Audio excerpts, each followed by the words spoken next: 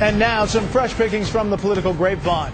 In the just a little late category, this week the Treasury Department ran job advertisements seeking applicants for executive compensation specialists. The Washington Times reports the postings on a government jobs database list duties like recovery of bonuses and limitations on senior executives' compensation. Treasury Secretary Timothy Geithner, as we've been talking about, has been enduring a firestorm of criticism for failing to stop big bonuses paid to executives at AIG after the federal government pumped billions into the insurance giant. A Treasury spokesman said the ads had nothing to do with the recent criticism of Geithner and were posted to fill jobs under the federal bailout back in October. You have until Saturday to apply. Despite candidate Obama's pledge to keep lobbyists out of his administration, the National Journal reports that 30 out of the 267 Obama nominees and appointees, above about 11%, have been registered lobbyists at some point during the past 5 years. Politico reports Mr. Obama's recent pick for Assistant Secretary of State for Legislative Affairs, Richard Verma, will need a waiver because Senate records show he lobbied the State Department last fall.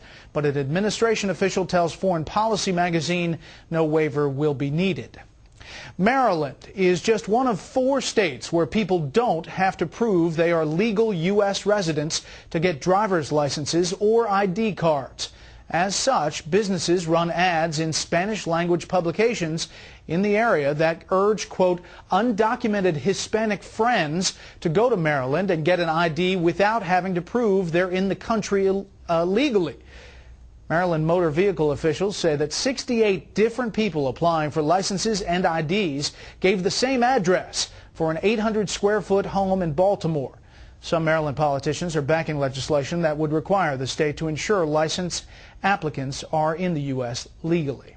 And finally, British Prime Minister Gordon Brown might be wondering what the re-gifting policy is for that box set of DVDs, the collection given to him by President Obama during the Brits' recent visit. The Telegraph newspaper reports that 25 American classics only work in DVD players made for use in North America, and that the words "wrong region" came up on the television when Brown attempted to watch one. A Downing Street spokesman said he was confident that any gift Mr. Obama gave Brown would have been well thought through, but deferred to the White House for assistance on the, quote, technical aspect.